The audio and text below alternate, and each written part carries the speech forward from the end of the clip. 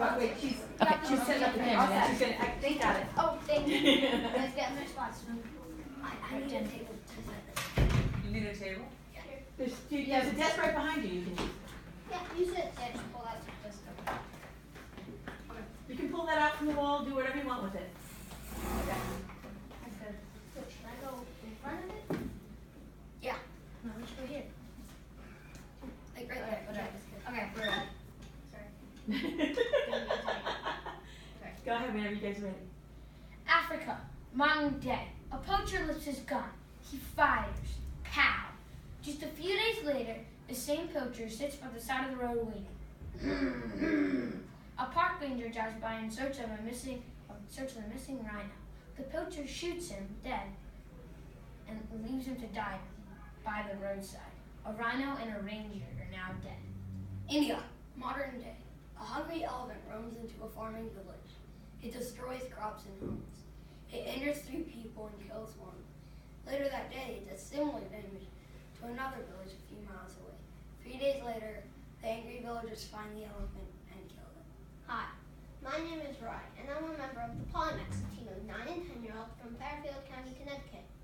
The stories Zachary and Max just shared with you are taken from real-life examples of problems with poaching and retaliation. In the next few minutes, Danny will give you a sense of the scale of the problem, and Noah will describe how we researched it and came up with our solution. Then, we will all describe our solution.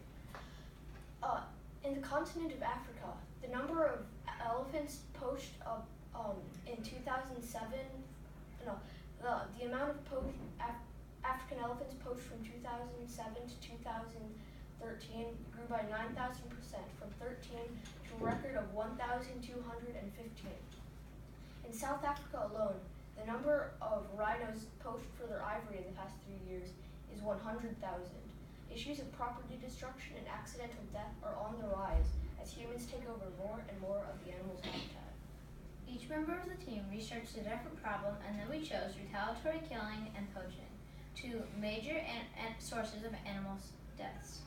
To make sure we had realistic ideas, we talked to Eric Becker from the World Wildlife Protection Team, and he helped us focus our research.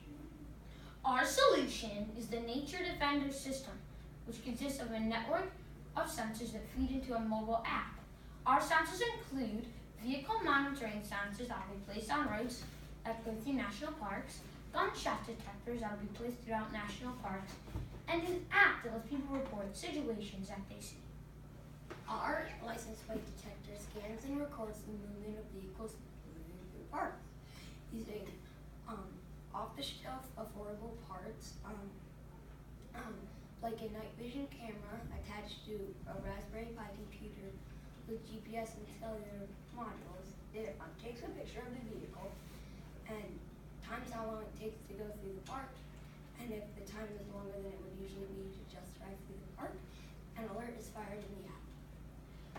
Our gunshot detectors detect sounds that could potentially be gunshots and then reports them to our database.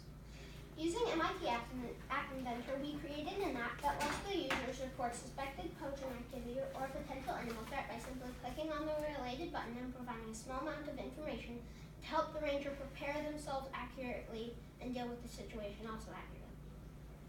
This app will allow villagers to report poaching problems from their iPhone or mobile device. Although our prototype is only for the Android, we hope to develop it for iOS and the web next. Here's our prototype.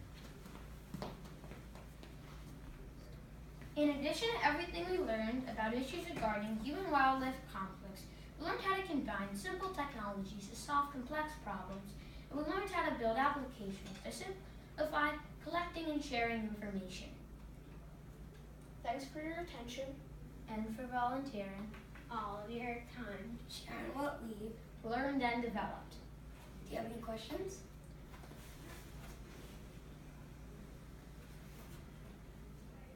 Okay, so where did you guys get your research information? Some of your statistics and things like that.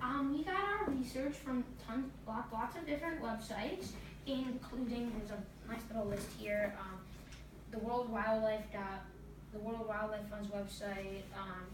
We got from mainly from worldwildlife.org, We also got some from Interviewing people. physicsnews.org and dosomething.org. Yeah. And from the International New York Times, we got some information. I'm pretty sure. And human, we got from Mr. Colby Locks, Mr. Eric Becker, and Mr. Tree Scans. So that's our Okay, information. So I know one of those was a guy from the World Wildlife Protection Two, Team. actually. Two of One of them. them was in charge of it, but he couldn't meet with us because he was busy that day. And the other one was one of his assistants when he was in. He works in Washington D.C. We were able to contact him. So great prototype, but if your, would your solution be able to be implemented today? Probably. Yes. If we would have to improve. We would have to get a database. Yeah. Right now we do not have a database to feed it to, but we hope we might develop that in the future. And basically everything else would work that we What- have. Thank you. So what resources would you need to collect and gather your database? Really just some more programming knowledge, like just some more knowledge on like just information story. We need some more knowledge about that.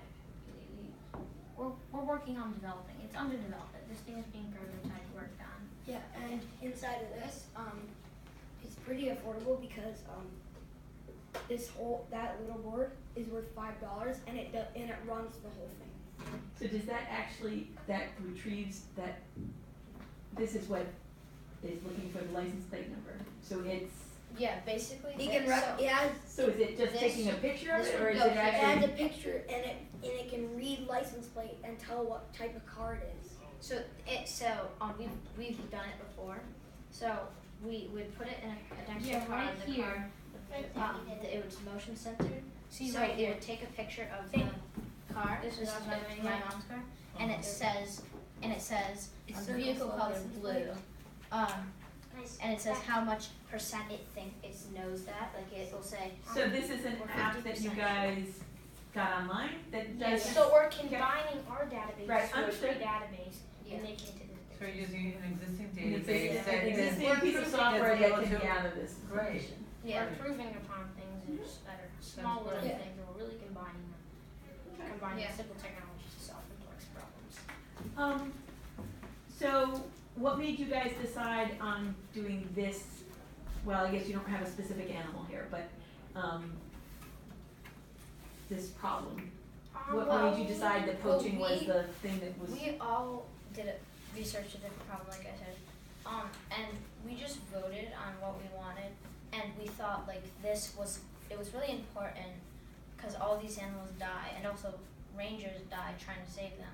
Yeah. So we're just trying to we just want to fix that, and we just thought about Just that. sad. Sure. So after working on this project, what is the most important thing that your team has learned? Well, I think we've honestly, one of the major things is really to work together, because there's lots of things you need to do together, and teamworking and cooperating, and it takes a lot, and just working together as a team. It's a really great thing to watch, like us come together and it's Yeah. a nice system, and do all that stuff. Very good. Do you have any other questions? No, I think we're good. Okay, Thank you. Thank you Thank very you. much. Have a fun day, guys. Yep. Yeah, good luck. Thank you. Here, Jen. Guys, we got a camera. Oh, yeah.